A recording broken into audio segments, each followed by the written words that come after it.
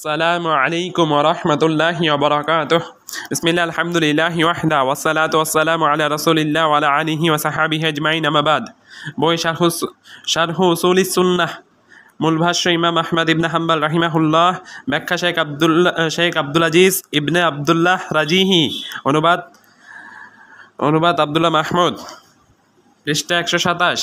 উসুল: কিয়ামতের দিনের মিজানের প্রতি মানানা, কিয়ামতের দিনের মিজানের প্রতি মানানা।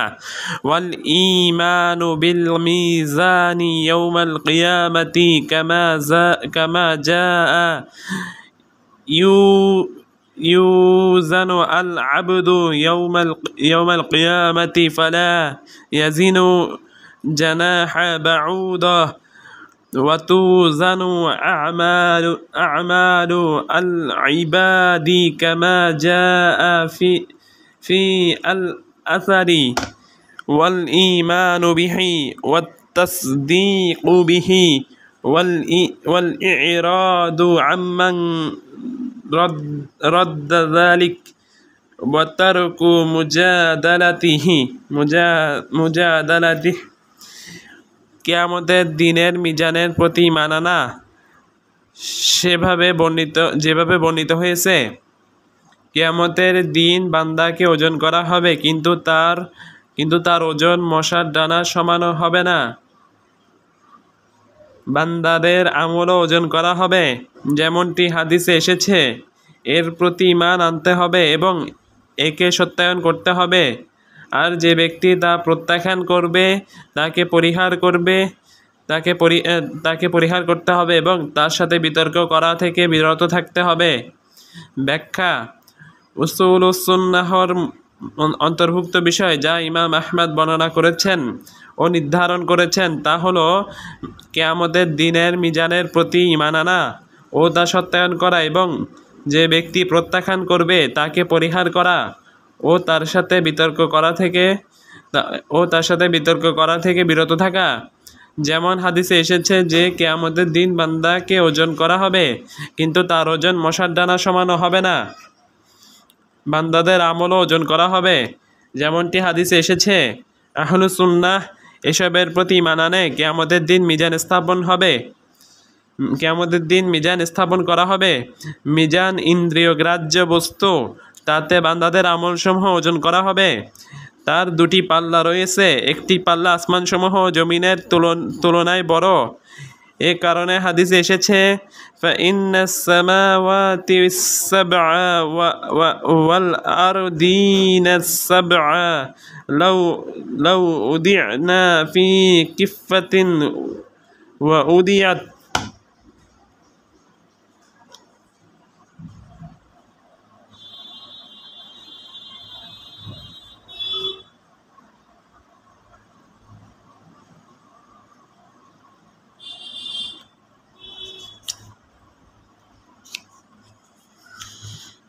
লা ইলাহা ইল্লাল্লাহু ফি কিফাতিন লারাজাতান বিহিন্না।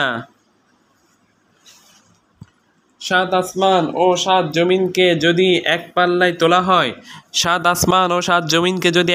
তোলা হয়, এবং অপর পাল্লায় লা ইলাহা ইল্লাল্লাহ তোলা হয়, তবে লা ইলাহা ইল্লাল্লাহ এর পাল্লা ভারী হবে। আল আদাবুল মুফরাদ 548, মুসনাদ আহমদ 2 খণ্ড 169 থেকে 270। হাদিসটি সহিহ। মিজানে কি ওজন করা হবে? আমলসমূহ ওজন করা হবে এবং বান্দাদের ওজন করা হবে। অতএব যখন আমলসমূহ ওজন করা হবে তখন এক পাল্লায় ভালো আমল রাখা হবে এবং অন্য পাল্লায় খারাপ আমল রাখা হবে। আর ভালো আমলের ওজন ভারী হয়ে যাবে, সে নাজাত পাবে এবং সৌভাগ্যবান হবে। আর যার ভালো আমলের ওজন হালকা হয়ে যাবে সে ধ্বংস হয়ে যাবে। আমল ওজন করা সংক্রান্ত দলিলাদি: 1, আল্লাহ তাআলা বলেন ফাআম্মা মান সাকুলাত মাওয়াজিনুহু ফাহুয়া ফি ঈশাতির রাদিয়াহ ওয়া আম্মা মান খাফফাত মাওয়াজিনুহু فأمه هاوية وما أدراك ما هي نار حامية অতঃপর যার পাল্লাসমূহ ভারী হবে সে তো থাকবে সন্তোষজনক জীবনে, আর যার পাল্লাসমূহ হালকা হবে তার স্থান হবে হাওয়া। আর আপনাকে কিসে জানাবে তা কি? অত্যন্ত উত্তপ্ত আগুন। সূরা কারিয়াহ আয়াত 6 থেকে 11। 2 আল্লাহ তাআলা বলেন, والوزن يومئذ الحق فمن ثقلت موازينه فأولئك هم المفلحون ومن خفت موازينه فأولئك الذين خسروا أنفسهم بما كانوا بآياتنا يظلمون।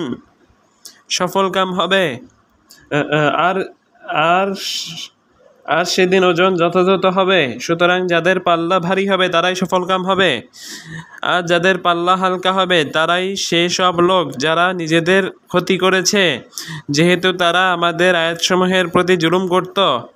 সূরা আরাফ আয়াত 8 থেকে 9। তিনি আরো বলেন, فإذا نفخ في الصور فلا أنساب بينهم يومئذ ولا يتساءلون فمن ثقلت موازينه فأولئك هم المفلحون ومن خفت موازينه فأولئك الذين خسروا أنفسهم في جهنم خالدون تلفح وجوههم النار وهم فيها كالحون।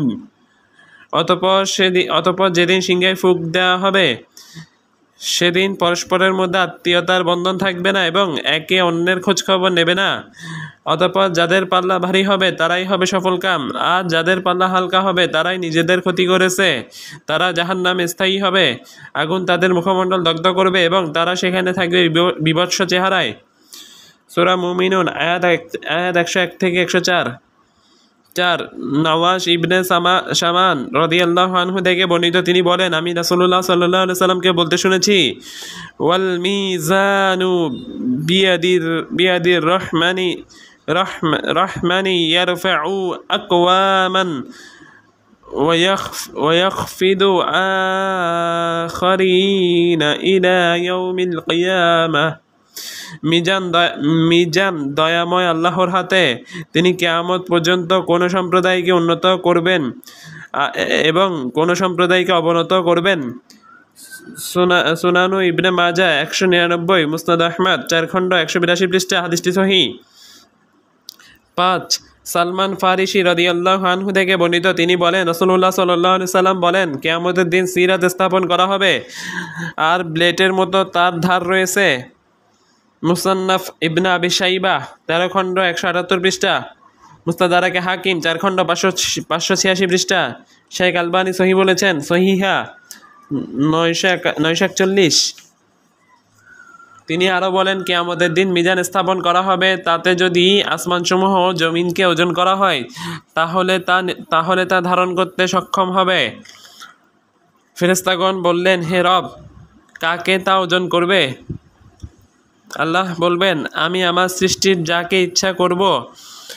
তখন ফেরেশতাগণ বলবেন, সুবহানাকা, আমরা আপনার যথার্থ ইবাদত করিনি। মুস্তাদরাকে হাকিম 8778। আলবানী সহিহ বলেছেন, সহিহুত তারগিব 3626। 6 আবু হুরায়রা রাদিয়াল্লাহু আনহু থেকে বর্ণিত, রাসূলুল্লাহ সাল্লাল্লাহু আলাইহি ওয়াসাল্লাম বলেন, কালিমাতানি খফিফাতানি আলাল লিসানি সাকিলাতানি ফিল মিজান হাবিবাতানি ইলা রহমানি সুবহানাল্লাহিল আযীমি সুবহানাল্লাহি ওয়া বিহামদিহি। দুটি বাক্য এমন যা মুখে উচ্চারণ করা অতি সহজ, মিজানে অতি ভারী, আর আল্লাহর নিকট অতি প্রিয়। তা হলো সুবহানাল্লাহিল আযীম, সুবহানাল্লাহি ওয়া বিহামদিহি। সহিহুল বুখারী 6406। এটি সহিহুল বুখারীর শেষ হাদিস। এই হাদিসে নবী সাল্লাল্লাহু আলাইহি ওয়াসাল্লাম বলেছেন, মিজানে অতি ভারী যা ওজন প্রমাণ করে, মিজানে অতি ভারী যা ওজন প্রমাণ করে। 7 আব্দুল্লাহ ইবনে আমর ইবনুল আস রাদিয়াল্লাহু আনহু হতে বর্ণিত, তিনি বলেন, আমি রাসূলুল্লাহ সাল্লাল্লাহু আলাইহি ওয়াসাল্লামকে বলতে শুনেছি, আল্লাহ তাআলা কিয়ামতের দিন আমার উম্মাহর একজনকে সমস্ত সৃষ্টির সামনে আলাদা করে উপস্থিত করবেন। তিনি তার সামনে 99টি আমলনামার খাতা খুলে ধরবেন। প্রতিটি খাতা দৃষ্টির সীমা পর্যন্ত বিস্তৃত হবে। তারপর তিনি প্রশ্ন করবেন, তুমি কি এগুলো হতে কোনো একটি গুনাহ অস্বীকার করতে পারো? আমার লেখক ফেরেশতাগণ কি তোমার উপর জুলুম করেছে? সে বলবে, না হে প্রভু। তিনি আবার প্রশ্ন করবেন, তোমার কোনো অভিযোগ আছে? সে বলবে, না হে আমার প্রভু। তিনি বলবেন, আমার নিকট তোমার একটি সওয়াব আছে, আজ তোমার উপর এতটুকু জুলুম করা হবে না। তখন ছোট একটি কাগজের টুকরো বের করা হবে, তাতে লেখা থাকবে, আমি সাক্ষ্য প্রদান করি যে আল্লাহ তাআলা ব্যতীত আর কোনো সত্য ইলাহ নেই। আমি আরও সাক্ষ্য দিই যে রাসূলুল্লাহ সাল্লাল্লাহু আলাইহি ওয়াসাল্লাম আল্লাহর বান্দা ও তার রাসূল। তিনি তাকে বলবেন, দাড়িপাল্লার সামনে যাও। সে বলবে, হে প্রভু, এতগুলো খাতার বিপরীতে এই সামান্য কাগজটুকুর কি আর ওজন হবে? তিনি বলবেন, তোমার উপর কোনো রকম জুলুম করা হবে না। রাসূলুল্লাহ সাল্লাল্লাহু আলাইহি ওয়াসাল্লাম বলেন, তারপর খাতাগুলো এক পাল্লায় রাখা হবে এবং উক্ত টুকরাটি আরেক পাল্লায় রাখা হবে। ওজনে খাতাগুলোর পাল্লা হালকা হবে এবং কাগজের টুকরার পাল্লা ভারী হবে। আর আল্লাহ তাআলার নামের বিপরীতে কোনো কিছুই ভারী হতে পারে না। সুনানুত তিরমিজি 2639, সুনানু ইবনে মাজাহ 4300। হাদিসটি সহিহ। যখন কাগজের টুকরোটি ভারী হয়ে যাবে তখন সে নাজাত পেয়ে যাবে। এই কারণে আল্লাহ তাআলা বলেছেন, ফামান তাকুলাত মাওয়াজিনুহু ফাউলাইকা হুমুল মুফলিহুন। অতঃপর যাদের পাল্লা ভারী হবে তারাই হবে সফলকাম। সূরা আরাফ আয়াত 8। এসব দলিল নিম্নের বিষয়গুলো প্রমাণ করে: 1 মিজান। 2 আমল ওজন করা হবে। 3 ভালো আমল থাকবে এক পাল্লায় এবং খারাপ আমল থাকবে আরেক পাল্লায়। 4 মিজান হবে হাকিকি, ইন্দ্রিয় গ্রাহ্য। অনুরূপভাবে মিজানে বান্দাদের ওজন করা হবে। বান্দারা নিজেদের আমল অনুযায়ী ভারী ও হালকা হবে। যদি তার আমল ভালো হয় তাহলে সে ভারী হবে, যদিও কায়িকভাবে সে হালকা হয় এবং যদিও দুনিয়াতে সে হালকা হয়। বান্দাদের ওজন করা সংক্রান্ত দলিলাদি: 1 নবী সাল্লাল্লাহু আলাইহি সাল্লাম থেকে প্রমাণিত আছে, তিনি একদিন বসেছিলেন।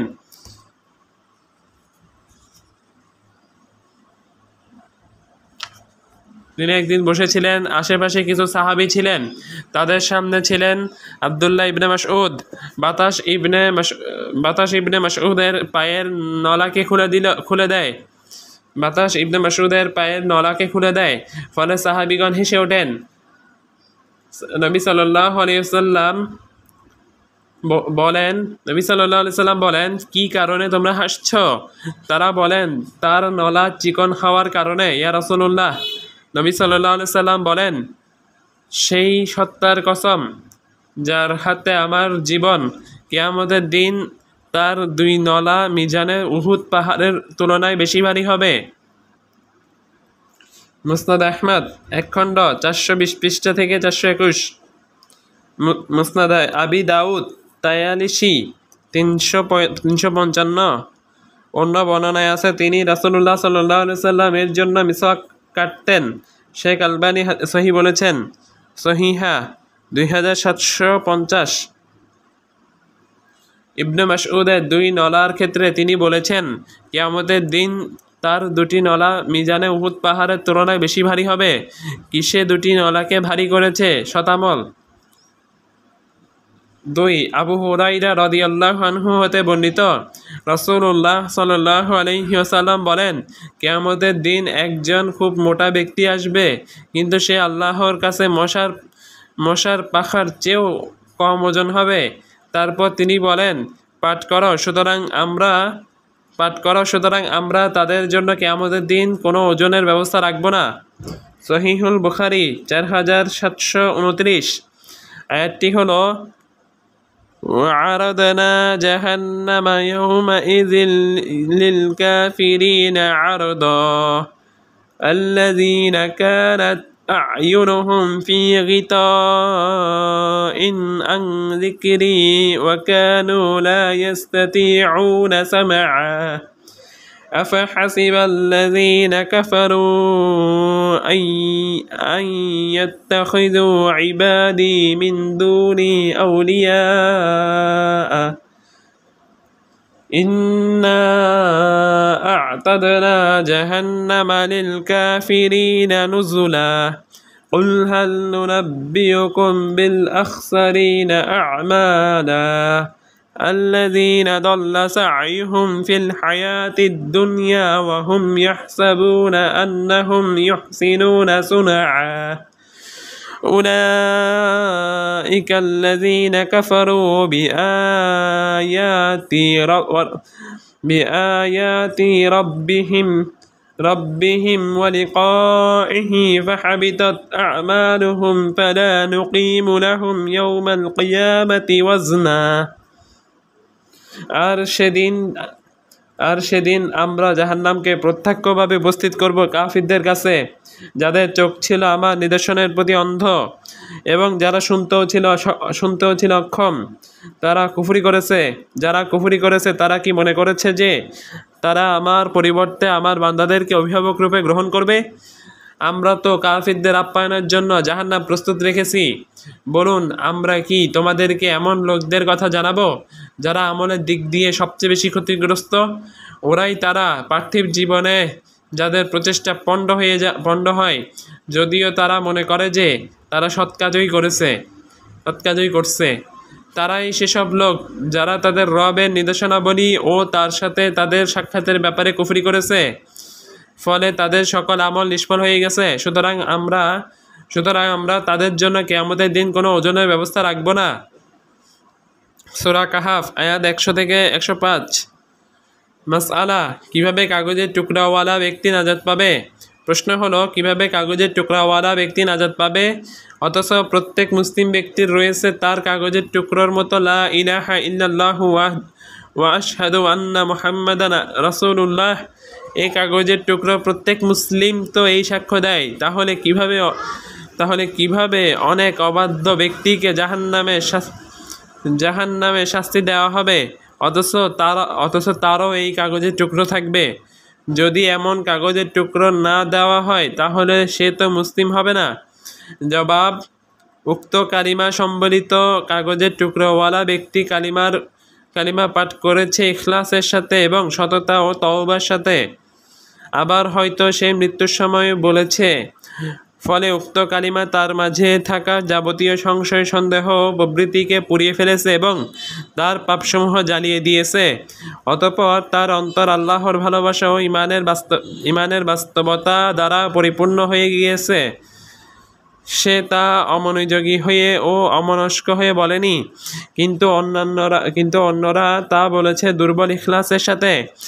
একজন ব্যক্তি যখন ইখলাস, সততা এবং শক্তিশালী ইখলাস ও তাওহীদের সাথে লা ইলাহা ইল্লাল্লাহ বলে, তখন তার পক্ষে অবাধ্যতার উপর অটল থাকা সম্ভব হয় না।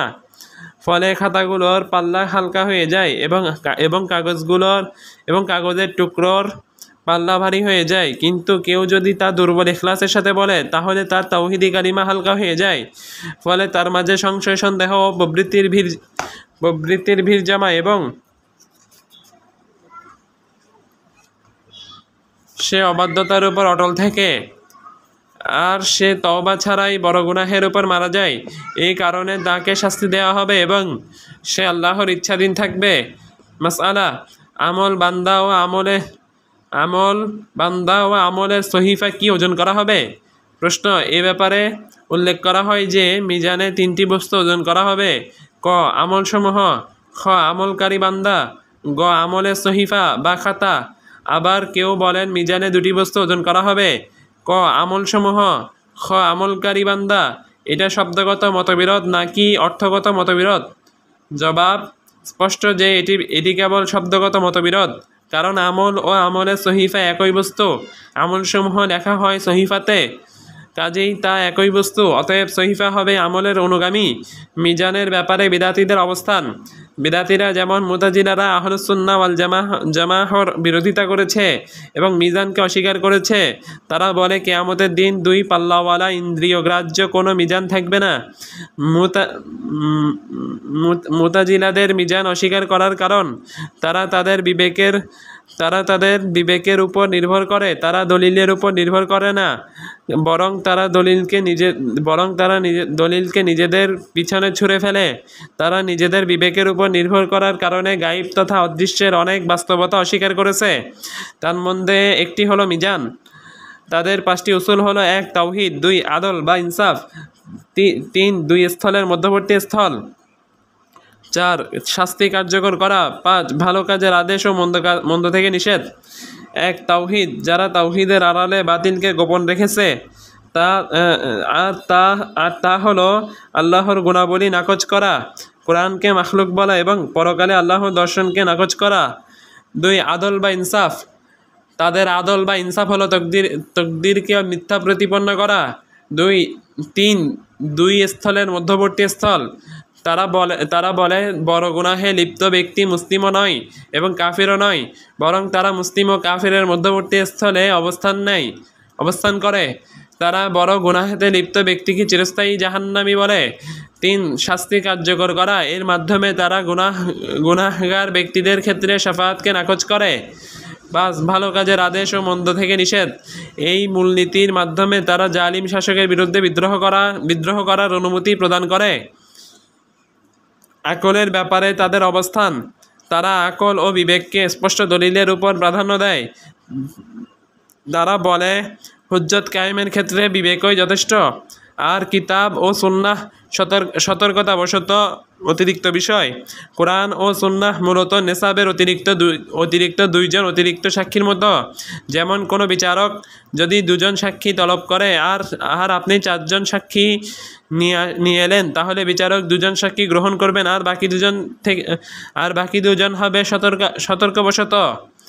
তাই তারা কিতাব ও সুন্নাহকে সতর্কবশত উল্লেখ করে থাকে, কারণ তাদের কাছে বিবেকই যথেষ্ট। এই কারণে তারা বলে থাকে বিবেকের ক্ষেত্রে কিতাব ও সুন্নাহর উদাহরণ হলো মূল সেনাবাহিনীর সাথে সংযুক্ত সহযোগিতা। মূল সেনাবাহিনী উক্ত সংযুক্ত সহযোগিতা থেকে অমুখাপেক্ষী। কিছু মুতাজিলা বিবেকের ব্যাপারে এতটাই বাড়াবাড়ি করেছে যে তারা নিম্নের আয়াতের ব্যাপারে বলে এখানে রাসূল দ্বারা বিবেক উদ্দেশ্য।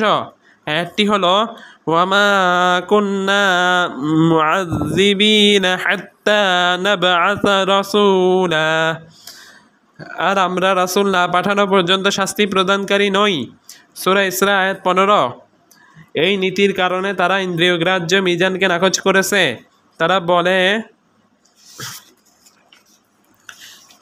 তারা বলে কিয়ামতের দিন কিছুতেই ইন্দ্রিয়গ্রাহ্য মিজান থাকবে না, বরং যেসব দলিলে মিজান সাব্যস্ত করা হয়েছে তা দ্বারা ইনসাফ উদ্দেশ্য। আল্লাহ তাআলা মিজানের দ্বারস্থ নন। তারা বলে মিজানের দ্বারস্থ তো সবজি বিক্রেতা, যে মিজানের দ্বারস্থ হয় সে ওজন করে, আর আল্লাহ তাআলা মিজানের দ্বারস্থ নন। তিনি মিজান ছাড়াই তার বান্দাদের মাঝে ইনসাফ করবেন। এইসব লোকের মতের নির্বুদ্ধিতার দিকে লক্ষ্য করুন। তারা কিভাবে তাদের বাতিল বিবেক ও অচল ব্যক্তি মতামতের মাধ্যমে স্পষ্ট দলিলের বিরোধিতা করে এবং সেসব দলিলে ইন্দ্রিয়গ্রাহ্য মিজান সাব্যস্ত করা হয়েছে সেসব দলিলকে মিথ্যা প্রতিপন্ন করে। ইমাম আহমেদের কথা আর যে ব্যক্তি প্রত্যাখ্যান করবে তাকে পরিহার করতে হবে এবং তার সাথে বিতর্ক করা থেকে বিরত থাকতে হবে। তিনি এ কথা দ্বারা মুতাজিলাদের উদ্দেশ্য নিয়েছেন, যারা দলিলকে প্রত্যাখ্যান করে আমরা তাদেরকে পরিহার করব এবং তাদের সাথে বিতর্ক করা থেকে বিরত থাকব। আমরা কেবল তাদের সামনে স্পষ্ট দলিলসমূহ তুলে ধরব, তারা তা কবুল করলে আলহামদুলিল্লাহ। উসুল: আল্লাহ তাআলা কিয়ামতের দিন বান্দাদের সাথে কথা বলবেন। ওয়া আন্না আল্লাহা ইউকাল্লামু আল ইবাদা ইয়াউমা আল কিয়ামাতি লাইসা বাইনাহুম ওয়া বাইনাহু তুরজুমানুন ওয়াল ঈমানু বিহি ওয়াত তাসদীকু বিহি। নিশ্চয় আল্লাহ তাআলা কিয়ামতের দিন বান্দাদের সাথে কথা বলবেন। সে সময় তার মাঝে ও বান্দাদের মাঝে কোনো দোভাষী তুর্জুমান থাকবে না। এর প্রতি ঈমান আনা এবং সত্যায়ন করা। ব্যাখ্যা: তুর্জুমান হলো যিনি এক ভাষা আরেক ভাষায় ভাষান্তর করেন। এর তাৎপর্য হলো আল্লাহ তাআলা বান্দাদের সাথে কোনো দোভাষী ও পর্দা ছাড়াই কথা বলবেন। এটি একটি হাদিসকে সত্যায়ন করে, যে হাদিসটি বুখারী ও মুসলিম বর্ণনা করেছেন। মা মিনকুম মিন আহাদিন ইল্লা সায়ুকাল্লামুহু রাব্বুহু লাইসা বাইনাহু ওয়া বাইনাহু তুরজুমানুন ওয়ালা ইজাবুন ইয়াহজুবুহু। তোমাদের প্রত্যেকের সঙ্গে শীঘ্রই তার প্রতিপালক কথা বলবেন। তখন প্রতিপালক ও তার মাঝে কোনো দোভাষী ও আড়াল করে এমন পর্দা থাকবে না। সহিহুল বুখারী ৭৪৪৪, সহিহ মুসলিম ১০১৬। অন্য হাদিসে এসেছে, কিয়ামতের দিন মুমিন বান্দাকে তার রবের নিকট করা হবে, এমনকি আল্লাহ তাআলা তার উপর তার পর্দা দ্বারা ঢেকে দিবেন, অর্থাৎ তাকে মানুষ থেকে গোপন রাখবেন, অপমানিত করবেন না। এটা মূলত মুমিনদেরকে আল্লাহর ঢেকে রাখা। এরপর আল্লাহ তাআলা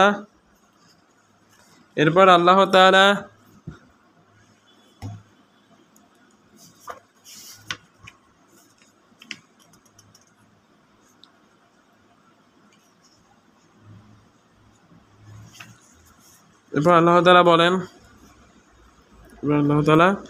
আচ্ছা, ফায়ুযাক্কারুহু বিবাদি গাদারাতিহি ফিদ দুনিয়া ফায়াকুলু ইয়া রাব্ব আফালাম তাগফিরলি ফায়াকুলু বালা ফাবিসিআতি মাগফিরাতি বালাগতা মুনজিলাতাকা হাযিহি।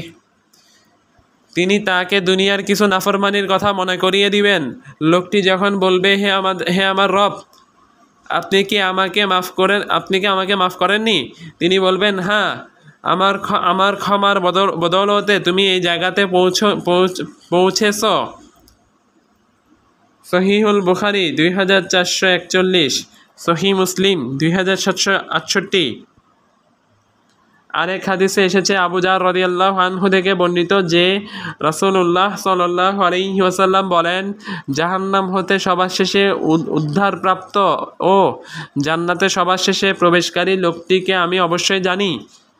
কিয়ামতের দিন তাকে উপস্থিত করে ফেরেশতাদেরকে নির্দেশ দেওয়া হবে যে এই ব্যক্তির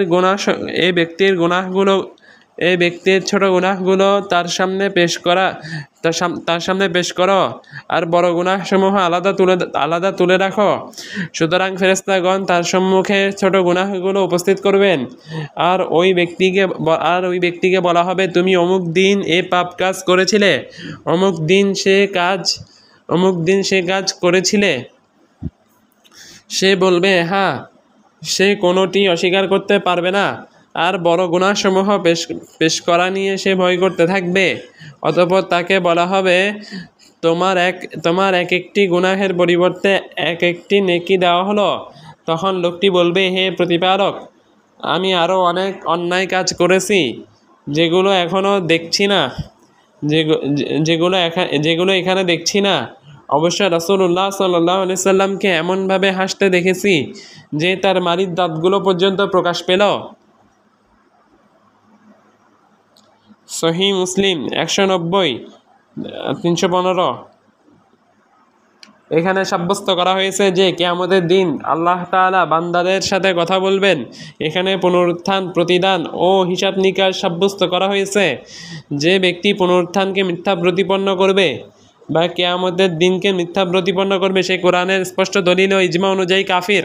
আল্লাহ তাআলা বলেন, যা'আমাল্লাযীনা কাফারু আন লান ইয়াবআসু কুল বালা ওয়া রাব্বি লাতুবআসুন্না।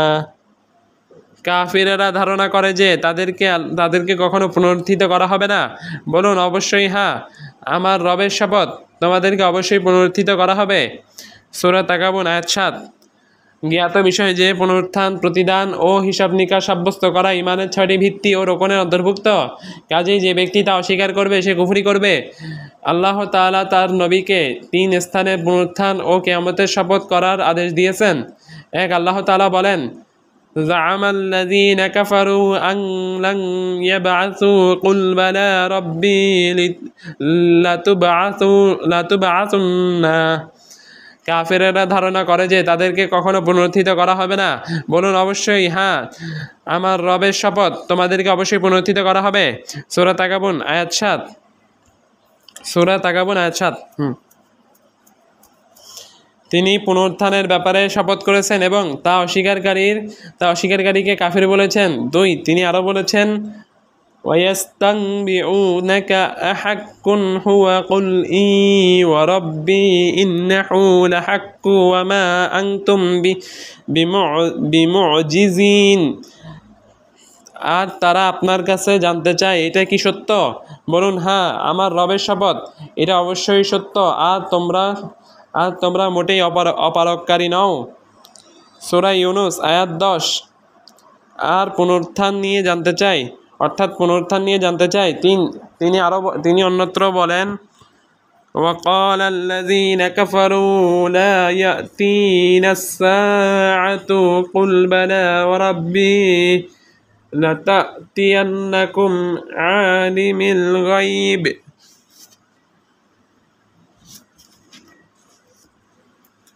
আর কাফিরেরা বলে আমাদের কাছে কিয়ামত আসবে না। বলুন, অবশ্যই হ্যাঁ, শপথ আমার রবের, নিশ্চয়ই তোমাদের কাছে তা আসবে। তিনি গায়েব সম্পর্কে সম্যক পরিজ্ঞাত। সূরা সাবা আয়াত 3। এই সেই 3 স্থান যেখানে আল্লাহ তাআলা তার নবীকে পুনরুত্থান ও কিয়ামতের শপথ করার আদেশ দিয়েছেন। এটি ইমানের ভিত্তির একটি ভিত্তি। যে ব্যক্তি মিথ্যা প্রতিপন্ন করবে পুনরুত্থানকে বা প্রতিদানকে বা কিয়ামতের দিনের হিসাব নিকাশকে বা জান্নাতকে এবং জাহান্নামকে, সে কাফির, কারণ সে আল্লাহকে মিথ্যা প্রতিপন্নকারী। আর যে আল্লাহকে মিথ্যা প্রতিপন্ন করবে সে কুফরি করবে। তর্জুমান শব্দটি যেভাবে পড়া যায়, এই শব্দটি কয়েকভাবে পড়া যায়। 1, তারজামান, তা ও জিম হরফে জবর দিয়ে। 2, তুরজুমান, তা ও জিম হরফে পেশ দিয়ে। 3, তুরজামান, তা পেশ দিয়ে এবং জিম হরফে জবর দিয়ে। কাজেই কেউ যদি তারজামান বা তুরজুমান বলে তাহলে তাকে ভুল আখ্যা দেওয়া যাবে না, কারণ এই 3টি প্রসিদ্ধ ব্যবহার।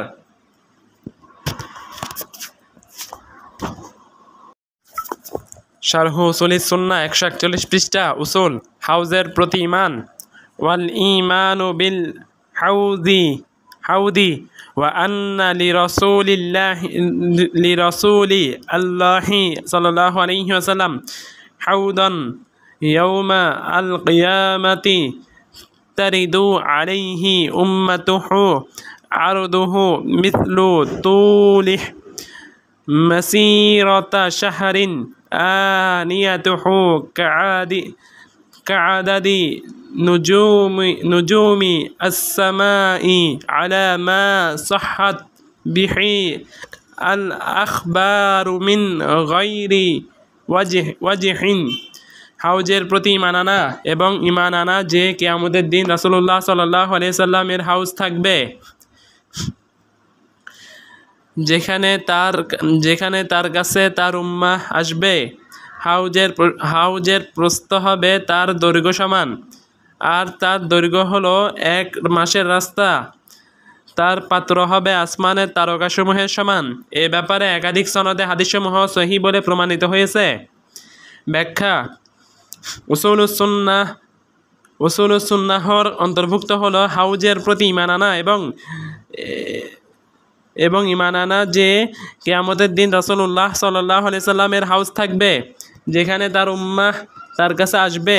হাউজের প্রস্থ হবে তার দৈর্ঘ্য সমান, আর তার দৈর্ঘ্য হলো 1 মাসের রাস্তা। তার প্রস্থ 1 মাসের রাস্তা এবং তার দৈর্ঘ্য 1 মাসের রাস্তা। তার পাত্র হবে আসমানের তারকাসমূহের সমান। জান্নাতের কাউসার নহর থেকে হাউজে 2টি নালা প্রবাহিত হবে। হাউজ মূলত কিয়ামতের ময়দানে জমিনে হবে, আর জান্নাত হবে উপরে। এ ব্যাপারে একাধিক সনদে হাদিসসমূহ সহিহ বলে প্রমাণিত হয়েছে। কাজেই হাউজের প্রতি ঈমান আনা আহলুস সুন্নাহ ওয়াল জামাআহর আকীদার অন্তর্ভুক্ত এবং উসুলুস সুন্নাহর অন্তর্ভুক্ত। এই হাউজের বৈশিষ্ট্যের বর্ণনা দলিলসমূহে এসেছে, যেমনটি লেখক ইমাম আহমদ বলেছেন। তন্মধ্যে উল্লেখযোগ্য হলো: 1. এই হাউজ হবে কিয়ামতের দিনের আবাসস্থল। 2. সেখানে নবী সাল্লাল্লাহু আলাইহি সাল্লামের উম্মাহ তার কাছে পানি পান করার জন্য আসবে। 3. তার প্রস্থ হবে তার দৈর্ঘ্যের সমান, আর তার দৈর্ঘ্য হলো 1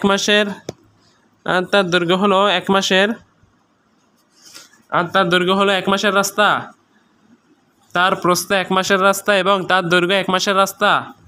4. তার পাত্র তথা ছোট ছোট পানপাত্র হবে আসমানের তারকাসমূহের সমান। এ ব্যাপারে একাধিক সনদে হাদিসসমূহ সহিহ বলে প্রমাণিত হয়েছে। 5. তা দুধের চেয়েও অনেক সাদা ধবধবে হবে। 6. মধুর তুলনায় অধিক মিষ্টি হবে। 7. বরফের তুলনায় অধিক ঠান্ডা হবে। 8. মিশকের তুলনায় অধিক সুঘ্রাণ হবে। 9. যে ব্যক্তি তা থেকে পান করবে সে জান্নাতে প্রবেশ করা পর্যন্ত পিপাসিত হবে না। সম্মানিত আল্লাহর কাছে তার অনুগ্রহ অনুকম্পা প্রার্থনা করি। হাদিসে এসেছে, নবী সাল্লাল্লাহু আলাইহি সাল্লাম বলেন, হাউদি মাসিরাতু শাহরিন মাউহু আবয়াদু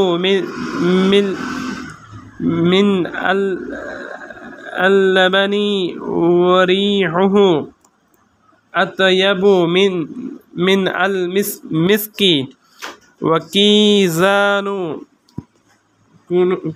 কুনুজুমিস সামাই মান শারিবা মিনহা ফালা ইয়াজমাউ আবাদা।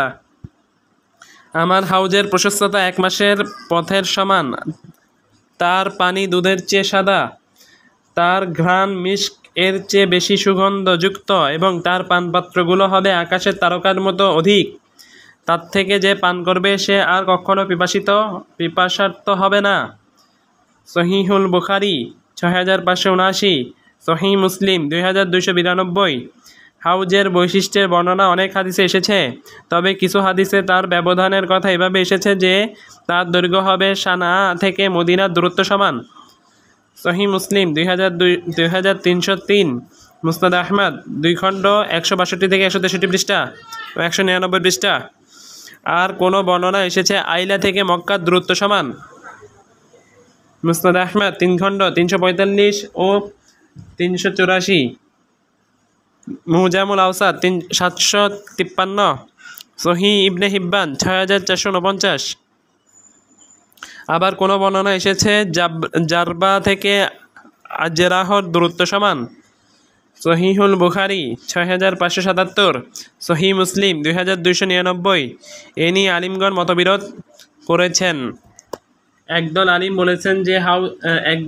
বলেছেন যে হাদিসগুলোর মাঝে সমন্বয় হলো কম দূরত্ব প্রস্থের ক্ষেত্রে প্রযোজ্য এবং বেশি দূরত্ব লম্বার ক্ষেত্রে প্রযোজ্য। আরেকদল আলিম বলেছেন চলার গতির ভিন্নতা এটি ভিন্ন ভিন্ন হবে। বেশি দূরত্ব দ্রুত চলার ক্ষেত্রে প্রযোজ্য এবং কম দূরত্ব অদ্রুত চলার ক্ষেত্রে প্রযোজ্য। খারিজি ও মুতাজিলারা হাউজকে অস্বীকার করে। অথচ এ সংক্রান্ত হাদিসগুলো মুতাওয়াতির। এটি তাদের অজ্ঞতা ও ভ্রষ্টতা। এই কারণে আলিমগণ, যেমন ইমাম তহাবি তার আকিদায় বলেছেন, যে ব্যক্তি হাউজকে অস্বীকার করে সে কিয়ামতের দিন প্রতিদান ও শাস্তিস্বরূপ তা থেকে বঞ্চিত হওয়ার উপযুক্ত। অর্থাৎ যে ব্যক্তি তা অস্বীকার করে সে তাতে না পৌঁছতে পারার উপযুক্ত। হাউজের ব্যাপারে বিদাতীদের অবস্থান। অতএব বিদাতীদের কিছু দল যেমন খারেজি ও মুতাজিলা হাউজকে অস্বীকার করেছে এবং তারা মিজান ও শাফাআতকে অস্বীকার করেছে। অর্থাৎ তারা শাফাআতের মাধ্যমে পাপী ব্যক্তিদের জাহান্নাম থেকে বের হওয়ার বিষয়টি অস্বীকার করেছে। তারা বলে পাপী ব্যক্তিরা জাহান্নামে আবশ্যকীয়ভাবে চিরস্থায়ী অবস্থান করবে, তাদেরকে জাহান্নাম থেকে বের করা হবে না। এটি তাদের অজ্ঞতা ও ভ্রষ্টতা। অথচ হাউজের ব্যাপারে দলিলসমূহ মুতাওয়াতির। একইভাবে মিজান ও শাফাআত সংক্রান্ত দলিলসমূহ মুতাওয়াতির। এরপরও তারা নিজেদের অজ্ঞতা ও ভ্রষ্টতার কারণে তা অস্বীকার করে। এই সেই হাউজ যা আমাদের নবী মুহাম্মদ সাল্লাল্লাহু আলাইহি সাল্লামের জন্য। সেখানে কিয়ামতের দিন তার উম্মাহ তার কাছে যাবে। তিনি বলেন, আনা ফারাতুকুম আলাল হাউদি ফামান ওয়ারাদাহু শারিবা মিনহু ওয়ামান শারিবা মিনহু লাম ইয়াজমা বা'দাহু আবাদা। আমি হাউজের ধারে তোমাদের আগে হাজির থাকব। যে সেখানে হাজির হবে সে সেখান থেকে পান করার সুযোগ পাবে, আর যে একবার সে হাউজ থেকে পান করবে সে কখনোই পিপাসিত হবে না। সহিহুল বুখারী ৭০৫০, ৭০৫১, সহিহ মুসলিম ২২৯০।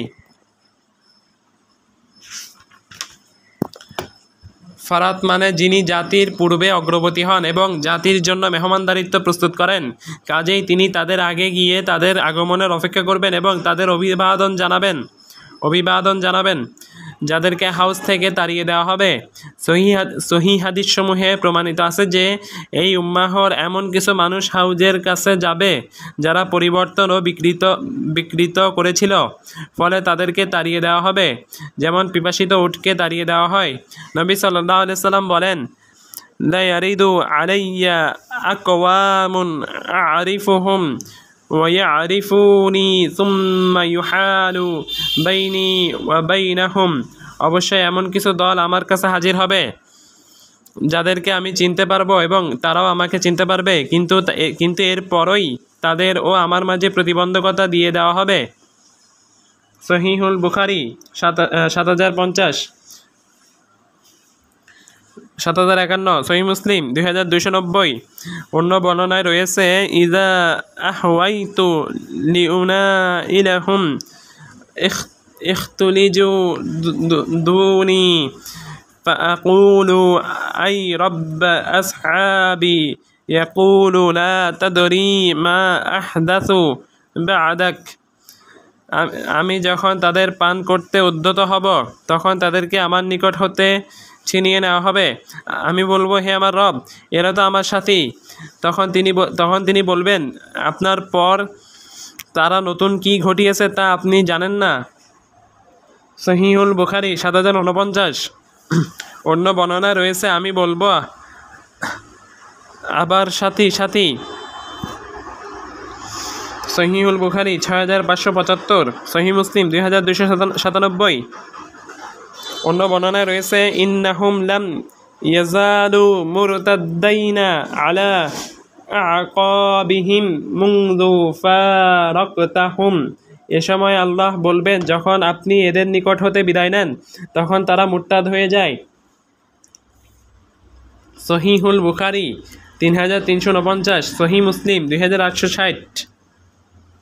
নবী সাল্লাল্লাহু আলাইহি সাল্লাম বলেন, ফাআকুলু সুহকান লিমান বাদদালা বা'দি।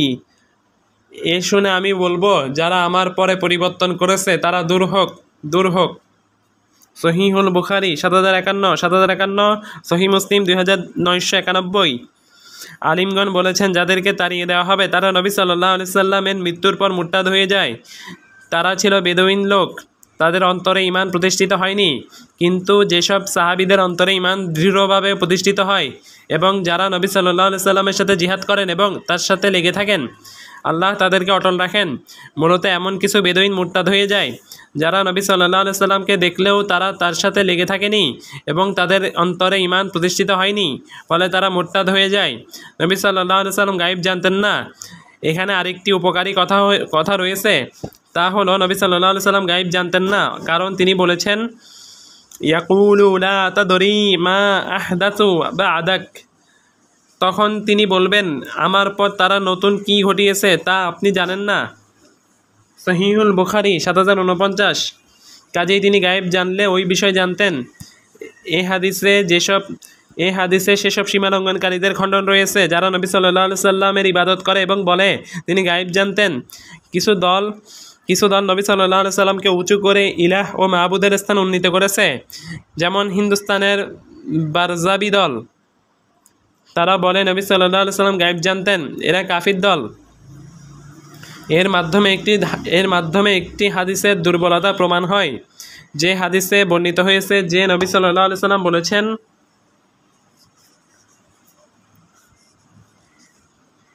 তা'দু আলা আ'মালাকুম ফামা রাআইতু মান খায়রা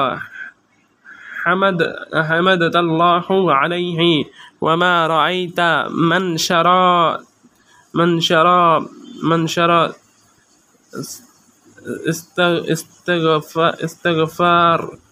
ইস্তাগফারাল্লাহু লাকুম। আমার কাছে তোমাদের আমলসমূহ উপস্থাপন করা হয়, যখনই আমি কল্যাণকর কিছু দেখি তখনই আমি তার জন্য আল্লাহর প্রশংসা করি, আর যখনই কোনো মন্দ কিছু দেখি তখনই তোমাদের জন্য আল্লাহর নিকট ক্ষমা প্রার্থনা করি। মুসনাদে বাজ্জার হাদিস। আলবানি হাদিসটিকে দুর্বল বলেছেন। সিলসিলা দঈফা ৯৭৫।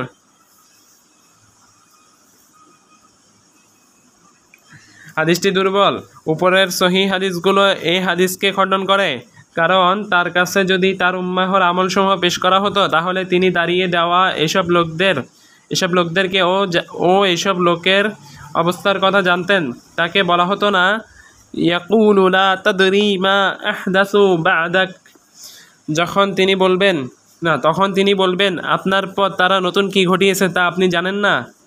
সহিহুল বুখারী ৭০৪৯। হাউজ আমাদের নবীর জন্য খাস নাকি অন্যান্য নবীরও রয়েছে? জবাব, তিরমিজি ও অন্যান্যদের বর্ণনা এসেছে, ইন্না লিকুল্লি নাবিয়্যান হাউদান ওয়া ইন্নাহুম ইয়াতাবাহাউনা আইয়ুহুম আকসারু ওয়ারিদাতান ওয়া ইন্নী আরজু আন আকুনা আকসারহুম ওয়ারিদাতান। প্রত্যেক নবীর জন্য একটি করে হাউজ হবে, আর এ নিয়ে তারা পরস্পর গর্ববোধ করবেন যে কার হাউজে কত বেশি লোক অবতরণ করবে।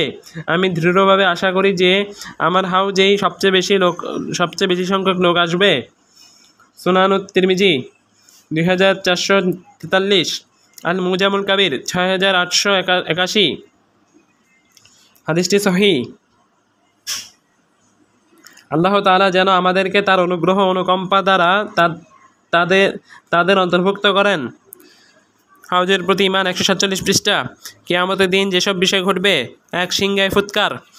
আল্লাহ তাআলা ইসরাফিল আলাইহিস সালামকে ফুৎকার দেওয়ার আদেশ দিবেন। তিনি সিংহায় বেহুশ হওয়ার ও মৃত্যুর ফুৎকার দিবেন, ফলে মানুষ মারা যাবে। এরপর মানুষ ওই অবস্থায় থাকবে। এটা হবে কিয়ামতের দিন সূচনা। তা একটি বিরাট শৃঙ্গ যা ইসরাফিল মুখে নিবেন। তিনি তাতে দীর্ঘায়িত করে লম্বা ফুৎকার দিবেন, ফলে মানুষ শঙ্কিত হয়ে পড়বে। প্রথমে শঙ্কিত হবে আর শেষে বেহুশ হয়ে মারা যাবে। প্রত্যেকে আওয়াজ শুনে ঘাড় উঁচু করবে ও নিচু করবে। এভাবে তারা ডানে ও বামে আওয়াজ শোনার চেষ্টা করবে। আওয়াজ জোরালো ও প্রকট হতে থাকবে। এভাবে মানুষ মারা যাবে। যেমন আল্লাহ তাআলা বলেন, وَيَوْمَ يُنفَخُ فِي الصُّورِ فَفَزِعَ مَنْ فِي السَّمَاوَاتِ وَمَنْ فِي الْأَرْضِ। আর সেদিন সিংহায় ফুৎকার দেওয়া হবে, সেদিন আসমানসমূহ জমিনে সকলেই ভীত বিহ্বল হয়ে পড়বে। সূরা নামল আয়াত ৮৭। অন্য আয়াতে বলেন, وَنُفِخَ فِي الصُّورِ فَصَعِقَ مَنْ فِي السَّمَاوَاتِ وَمَنْ فِي الْأَرْضِ। আর সিংহায় ফুৎকার দেওয়া হবে, ফলে আসমানসমূহে যারা আছে ও জমিনে যারা আছে তারা সবাই বেহুশ হয়ে পড়বে। সূরা জুমার আয়াত 68। মারা যাবার পর 40 বছর এভাবেই অবস্থান করবে। অতঃপর আল্লাহ তাআলা বৃষ্টি অবতরণ করবেন। বৃষ্টিতে মানুষের দেহ নতুন করে উদ্গত হবে এবং মানুষকে আল্লাহ তাআলা শক্তিশালী করে উত্থান করবেন। সেসব অণুর পুনরুত্থান করা হবে যা মাটিতে পরিণত হয়েছিল। মানুষের মেরুদণ্ডের নিচের অংশের একটি হাড় ছাড়া তার সমস্ত কিছু বিলীন হয়ে যাবে, যেমনটি নবী সাল্লাল্লাহু আলাইহি সাল্লাম হাদিসে বলেন,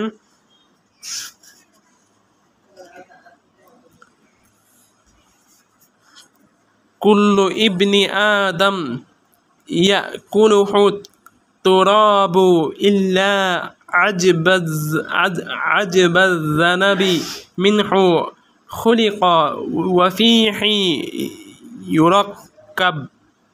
মানুষের সব কিছুই মাটি খেয়ে ফেলবে, কেবল মেরুদণ্ডের নিচের হাড় বাকি থাকবে। মানুষের সব কিছুই মাটি খেয়ে ফেলবে, কেবল মেরুদণ্ডের নিচের হাড় বাকি থাকবে। এর দ্বারাই প্রথমত মানুষ সৃষ্টি করা হয়েছে এবং এর দ্বারাই আবার তাদেরকে জোড়া লাগানো হবে। সহিহ মুসলিম 2900। মেরুদণ্ডের নিচের অংশের হাড়টুকু নষ্ট হবে না, এছাড়া দেহের সমস্ত অংশ নষ্ট হয়ে যাবে এবং মাটিতে পরিণত হবে। আল্লাহ তাআলা তাকে নতুন সৃষ্টিতে পুনরুত্থান করবেন। আল্লাহ তাআলা মাটিতে পরিণত হওয়া অণুগুলোরও পুনরুত্থান করবেন। আল্লাহ তাআলা মহাজ্ঞানী ও মহাক্ষমতাবান। আল্লাহ বলেন, কদ আলিমনা মা তানকুসুল আরদু মিনহুম ওয়া ইনদানা কিতাবুন হাফিজ। অবশ্যই আমরা জানি মাটি ক্ষয় করে তাদের কতটুকু এবং আমাদের কাছে আছে সম্যক সংরক্ষণকারী কিতাব। সূরা কফ আয়াত 4। তিনি আরো বলেন, বালা কাদিরিনা আলা আন নুসাউইয়া বানানাহ।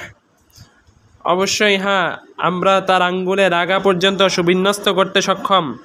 সূরা কিয়ামা আয়াত 4। ফলে যেই মানুষ ছিল সেই মানুষই হবে এবং তার সত্তাই হবে।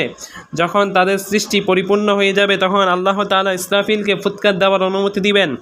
অতঃপর তিনি দ্বিতীয় ফুৎকার দিবেন। এই দ্বিতীয় ফুৎকার হবে জীবিত হওয়ার ফুৎকার, আর প্রথম ফুৎকার ছিল বেহুশ হওয়া ও মৃত্যুর ফুৎকার। দ্বিতীয় ফুৎকারের পর রূহসমূহকে তাদের দেহে ফিরিয়ে দেওয়া হবে। রূহগুলো হয় নিয়ামতের অথবা শাস্তির মাঝে ছিল। মুমিন ব্যক্তির রূহ যখন তার দেহ থেকে বের হয়ে যায় তখন সেই রূহ জান্নাতের দিকে চলে যায় এবং নিয়ামত দান করা হয়। মুমিনের রূহের সম্পর্ক থাকে দেহের সাথে, আর কাফিরের রূহ যখন তার দেহ থেকে বের হয়ে যায় তখন সেই রূহ জাহান্নামের দিকে চলে যায় এবং দেহের সাথে তার রূহের সম্পর্কে থাকে। যেমনটি পূর্বে হাদিসে উল্লেখ করা হয়েছে যে, ইন্নামা নাসামাতুল মুমিনি তাইরুন ফি শাজারিল জান্নাতি হাত্তা ইয়াবআসাহুল্লাহু আযজা ওয়া জাল্লা ইলা জাসাদিহি ইয়াউমাল কিয়ামাহ। মুমিনের রূহ জান্নাতের গাছে উঠতে থাকবে কিয়ামতের দিন তাকে তার শরীরে পুনরুত্থান করা পর্যন্ত। সুনানুত তিরমিজি 1641, সুনানুন নাসাই 2072, সুনান ইবনে মাজাহ 1449। হাদিসটি সহিহ। অর্থাৎ পাখির রূপ ধারণ করবে। কাজেই যখন আল্লাহ তাআলা ইসরাফিলকে সিংহায় ফুৎকার দেওয়ার অনুমতি দিবেন তিনি ফুৎকার দিবেন, তখন রূহগুলো নিজের দেহের দিকে উঠতে থাকবে এবং প্রত্যেক রূহ তার দেহে প্রবেশ করবে। অতঃপর মানুষ দাঁড়িয়ে গিয়ে নিজের মাথা থেকে মাটি ঝাড়বে। তারা থাকবে নগ্ন পায়ে, তাদের কোনো জুতা ও স্যান্ডেল থাকবে না। তারা থাকবে উলঙ্গ, তাদের দেহে কোনো পোশাক থাকবে না। তারা থাকবে লিঙ্গাগ্রের তকওয়ালা। তাদের খাতনা করা থাকবে না। সর্বপ্রথম যাকে পোশাক পরিধান করানো হবে তিনি ইব্রাহিম, তাকে জান্নাতের পোশাক পরিধান করানো হবে। দ্বিতীয় ফুৎকার পুনরুত্থানের ফুৎকার। কিছু আলিম বলেছেন 3টি ফুৎকার হবে। ক আতঙ্কিত হওয়ার ফুৎকার, খ বেহুশ হওয়ার ফুৎকার, গ মৃত্যুর ফুৎকার। এ কথা একটি দুর্বল হাদিসে বর্ণিত হয়েছে। হাদিসটির সনদ ইসমাইল ইবনে রাফি নামক বর্ণনাকারী রয়েছেন, তিনি দুর্বল। সঠিক কথা হলো তা দুটি ফুৎকার, তবে প্রথম ফুৎকার হবে লম্বা ফুৎকার, যা ইসরাফিল দীর্ঘায়িতভাবে ফুৎকার দিবেন। এই লম্বা ফুৎকারের প্রথমে আতঙ্কিত হবে আর শেষে বেহুশের মৃত্যু হবে। এরপর দ্বিতীয় ফুৎকার দেওয়া হবে। জাহম ইবনে সাফওয়ান বলেছেন, যার পুনরুত্থান হবে, আল্লাহ তাআলা মূলত ভিন্ন ব্যক্তির উত্থান করবেন এবং দেহ হবে ভিন্ন। তার এই কথা বাতিল। তার এমন কথার মাধ্যমে আবশ্যক হয়ে যায় যে আল্লাহ তাআলা এমন দেহকে শাস্তি দিবেন যে তার নাফরমানি করেনি। যখন জাহাম ইবনে সাফওয়ান বলে যে আল্লাহ তাআলা ভিন্ন দেহের পুনরুত্থান করবেন, তখন ইবনে সিনা পুনরুত্থানকে অস্বীকার করেন। ইবনে সিনা বলেন, আল্লাহ তাআলা দেহের পুনরুত্থান করবেন না, বরং রূহের পুনরুত্থান করা হবে। এটি এমন একটি কুফর যা তিনি তার রিসালাতুল উজুহুবিয়া গ্রন্থে স্বীকৃতি দিয়েছেন। এর মাধ্যমে তিনি কুফরি করেছেন, নাউজুবিল্লাহ। কারণ পুনরুত্থানকে মিথ্যা প্রতিপন্ন করা কোরআনের স্পষ্ট দলিল ও ইজমার আলোকে কুফর, যেমনটি আয়াতসমূহ পূর্বে অতিবাহিত হয়েছে। যে ব্যক্তি দেহের পুনরুত্থানকে অস্বীকার করবে সে কাফির। দার্শনিকেরা বলেন রূহের পুনরুত্থান হবে, দেহের পুনরুত্থান হবে না। এর মাধ্যমে তারা কুফরি করেছেন। যারা দেহের পুনরুত্থানকে অস্বীকার করবে তারা কাফির, কারণ পুনরুত্থান তো হবে দেহের, আর রূহ তো হয় নিয়ামতে অবস্থান করে আর না হয় শাস্তিতে অবস্থান করে। অতএব আখিরাতের বিষয়গুলোর মাঝে সর্বপ্রথম বিষয় হলো সিংহায় ফুৎকার দেওয়া, বেহুশ হওয়ার ফুৎকার, এরপর পুনরুত্থানের ফুৎকার, এরপর দেহের পুনরুত্থান। 3 হিসাবের জন্য আল্লাহর সামনে অবস্থান করা। মানুষ অবস্থান করবে এবং সূর্য তাদের মাথার নিকটবর্তী হবে, তাদের উত্তাপ বাড়ানো হবে, এমনকি তাদের আমল অনুযায়ী ঘাম তাদেরকে ঘিরে ধরবে। কারো ঘাম তার হাঁটু পর্যন্ত হবে, আর কোমর পর্যন্ত হবে। আবার কারো ঘাম তাকে একেবারে ডুবিয়ে দিবে এবং কারো ঘাম জমিনের দূরত্ব সমান পৌঁছে যাবে। 4 শাফাআত শুরু হবে নবীদের কাছে মানুষের ভয়ে ছোটাছুটির পর। উলুল আজম বা দৃঢ় প্রতিজ্ঞা সম্পন্ন নবীগণ এই শাফাআত করা থেকে দূরে থাকবেন। আদম, অতঃপর নূহ, অতঃপর ইব্রাহিম, অতঃপর মুসা, অতঃপর ঈসা আলাইহিসসালাম। এরপর নবী সাল্লাল্লাহু আলাইহি সাল্লাম মানুষের জন্য সুপারিশ করবেন। কিয়ামতের দিন অবস্থানের সময়ের এই বিরাট শাফাআত হলো মাকামে মাহমুদ। পরবর্তী সকল মানুষ এই নিয়ে ঈর্ষা করবে। এই শাফাআত সকল উম্মাহর মুমিন ও কাফির সবার জন্য হবে। এর মাধ্যমে কিয়ামতের মাঠে দাঁড়ানো থেকে মুমিন মানুষের নিষ্কৃতি মিলবে। অতঃপর আল্লাহ তাআলা এক সময়ই সকলের হিসাব নেবেন। কোনো জিনিস তাকে অন্য কিছু জিনিস থেকে বেখেয়াল করতে পারবে না, কারণ তিনি খালিক। কিন্তু দুর্বল মাখলুক এক সময়ে 2 জন বা 3 জন মানুষের সাথে কথা বলতে পারে না। কিন্তু খালিক এক সময়ে তাদের সকলের হিসাব নেবেন। যেমনভাবে এক সময়ে তিনি তাদের সৃষ্টি করেছেন এবং তাদেরকে রিজিক দিয়েছেন, তিনি দিনের অর্ধেক সময়ে তাদের হিসাব শেষ করবেন। তাদের অর্ধেক দিন হবে, তখন হিসাব শেষ হয়ে যাবে। এমনকি জান্নাতীরা জান্নাতে পৌঁছে যাবে এবং কাইলুলা দুপুরের বিশ্রামের সময় তারা জান্নাতে প্রবেশ করবে। আল্লাহ তাআলা বলেন, আসহাবুল জান্নাতি ইয়াওমাইযিন খায়রুন মুস্তাকাররান ওয়া আহসানু মাকিলা। সেদিন জান্নাতবাসীদের বাসস্থান হবে উৎকৃষ্ট এবং বিশ্রামস্থল হবে মনোরম। সূরা ফুরকান আয়াত 24। 5 আমলনামা উড়বে। এরপর আমলনামা উড়বে এবং নিজের আমলনামা ডান হাতে আনন্দিত হয়ে গ্রহণ করবে। ডান হাতে আমলনামা গ্রহণ করার পর যার সাথে সাক্ষাৎ হবে তাদের প্রত্যেককে নিজের আমলনামা দেখাবে। আল্লাহ তাআলা বলেন, ফাআম্মা মান উতিয়া কিতাবাহু বিয়ামিনিহি ফায়াকুলু হাউমু করাউ কিতাবিয়াহ ইন্নী যানানতু আন্নী মুলাকিন হিসাবিয়াহ। যখন তাকে তার আমলনামা তার ডান হাতে দেওয়া হবে, সে বলবে, নাও আমার আমলনামা পড়ে দেখো। আমি দৃঢ় বিশ্বাস করতাম যে আমাকে আমার হিসেবের সম্মুখীন হতে হবে। সূরা হাক্কাহ আয়াত 19 থেকে 20। এরপর আল্লাহ তাআলা বলেন, এরপর আল্লাহ তাআলা বলেন, শারহুল সুন্নাহ 152 এরপর আল্লাহ তাআলা বলেন, ফাহুয়া ফি ঈশাতির রাদিয়াহ ফি জান্নাতিন আলিয়াহ কুতুফুহা দানিয়াহ কুলু ওয়াশরাবু হানিয়ান বিমা আসলাফতুম ফিল আইয়ামিল খালিয়াহ। কাজেই সে যাপন করবে সন্তোষজনক জীবন সুউচ্চ জান্নাতে, যার ফলরাশি অবনমিত থাকবে নাগালের মধ্যে। বলা হবে, পানাহার কারো তৃপ্তির সাথে তোমার অতীত দিনে যা করেছিলে তার বিনিময়ে। সূরা হাক্কাহ আয়াত 21-24। আল্লাহর কাছে দোয়া করি তিনি যেন আমাদেরকে তাদের অন্তর্ভুক্ত করেন। তবে দ্বিতীয় প্রকার মানুষ হলো বামপন্থী। তাদের প্রত্যেককে তার আমলনামা গুটিয়ে পেছন দিক থেকে বাম হাতে দেওয়া হবে। আল্লাহ বলেন, ওয়া আম্মা মান উতিয়া কিতাবাহু বিশিমালিহি, আর যাকে তার আমলনামা তার বাম হাতে দেওয়া হবে। সূরা হাক্কাহ আয়াত 25। সে চরম অপমানিত ও হতাশ হবে এবং বলবে, ফায়াকুলু ইয়া লাইতানি লাম উতা কিতাবিয়াহ ওয়া লাম আদরি মা হিসাবিয়াহ ইয়া লাইতাহা কানাতিল কাদিয়াহ মা আগনা আন্নি মালিয়াহ হালাকা আন্নি সুলতানিয়াহ।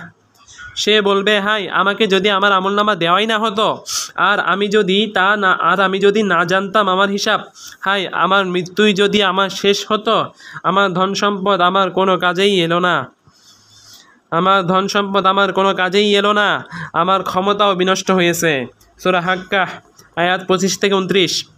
এরপর আল্লাহ বলবেন, খুযুহু ফাগুল্লুহ সুম্মাল জাহিমা সাল্লুহ সুম্মা ফি সিলসিলাতিন যারউহা সাবউনা যিরাআন ফাসলুকুহ। ফেরেশতাদেরকে বলা হবে, ধরো তাকে, তার গলায় বেড়ি পরিয়ে দাও, তারপর তোমরা তাকে জাহান্নামে প্রবেশ করিয়ে দগ্ধ করো, তারপর তাকে শৃঙ্খলিত করো এমন এক শিকলে যার দৈর্ঘ্য হবে 70 হাত। সূরা হাক্কাহ আয়াত 30-33।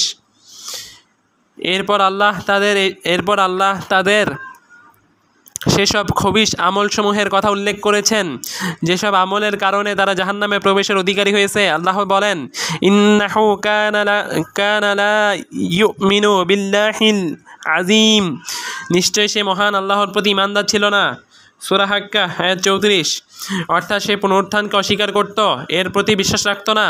এরপর আল্লাহ আরও বলেন, ওয়ালা ইয়াহুদ্দু আলা তাআমিল মিসকিন ফালাইসা লাহুল ইয়াওমা হাহুনা হামিম ওয়ালা তাআমুন ইল্লা মিন গিসলিন লা ইয়াকুলুহু ইল্লাল খাতিউন। আর মিসকিনকে অন্নদানে উৎসাহিত করত না, অতএব এদিন তার কোনো শরীর থাকবে না, আর কোনো খাদ্য থাকবে না ক্ষত নিঃসৃত শ্রাপ ছাড়া, যা অপরাধী ছাড়া কেউ খাবে না।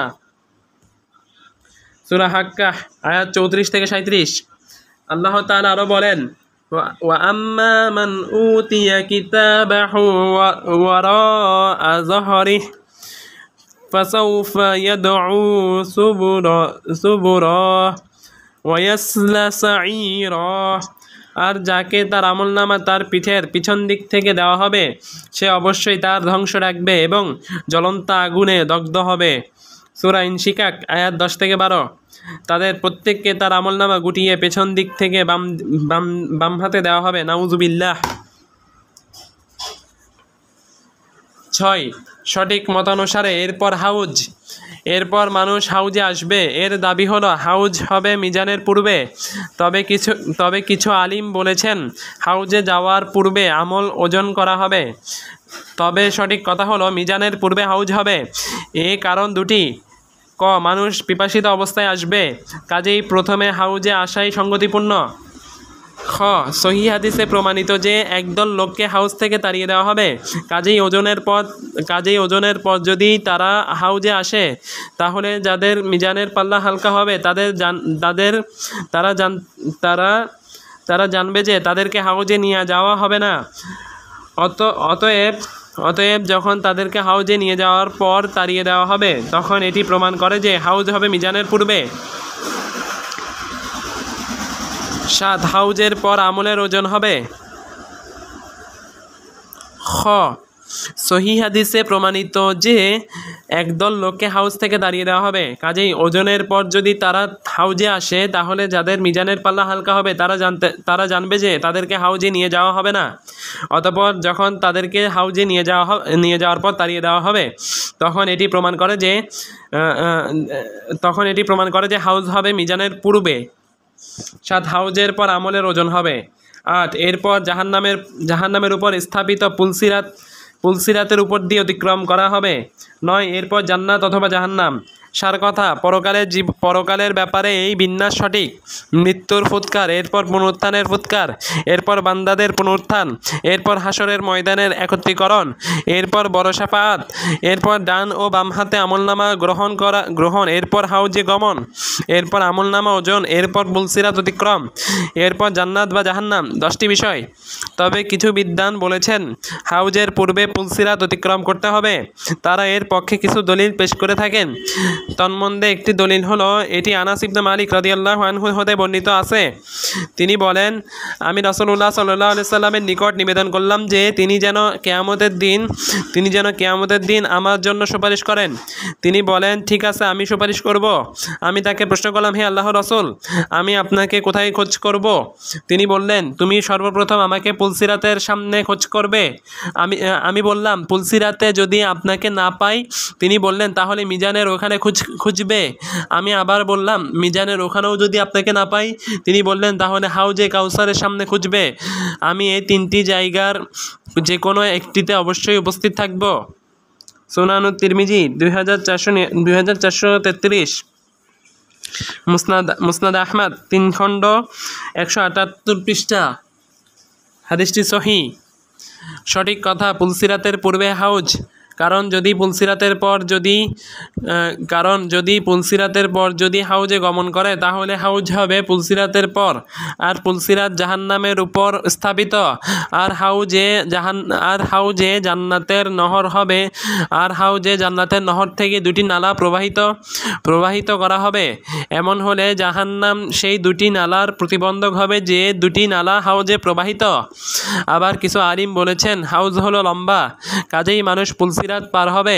মানুষ যখন পুলসিরাত শেষ করবে তখন তাদের সামনে হাউজের একটি দিক প্রকাশ পাবে। আরেক দল বলেছেন তারা পুলসিরাতের পর ও পুলসিরাতের পূর্বে হাউজে যাবে। তবে এসবগুলো মত দুর্বল, কারণ হাউজ হলো কিয়ামতের অবস্থানস্থলে, আর পুলসিরাত জাহান্নামের উপর স্থাপিত। যে ব্যক্তি পুলসিরাত অতিক্রম করবে সে জান্নাতে পৌঁছে যাবে। আবার যে অবস্থানস্থলে ফিরে আসবে না, সেখানে একটি পুল রয়েছে যাতে মুমিনদের হিসাব নেওয়া হবে। এরপর তারা জান্নাতে প্রবেশ করবে। তারা আরেকবার হাউজে ফিরে আসবে না, কারণ হাউজ অবস্থানস্থলে। কাজেই প্রমাণ হয় হাউজ হবে পুলসিরাতের পূর্বে। বিন্যাসের দিক থেকে এটাই সঠিক বিন্যাস। আল্লাহু আলাম। কিয়ামতের 10টি বিষয় সংক্ষিপ্ত আকারে বিন্যাস করা হলো। 1. মৃত্যুর পর ফুৎকার। এই ফুৎকারের প্রথমে আতঙ্ক, এরপর শেষে বেহুশ হয়ে মৃত্যু।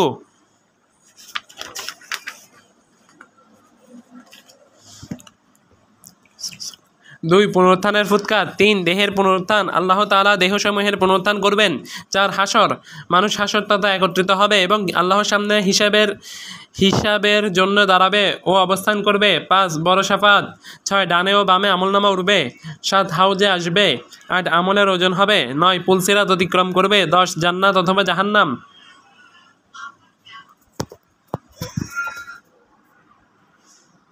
سبحانك اللهم وبحمدك أشهد أن لا إله إلا أنت أستغفرك وأتوب إليك. السلام عليكم ورحمة الله وبركاته.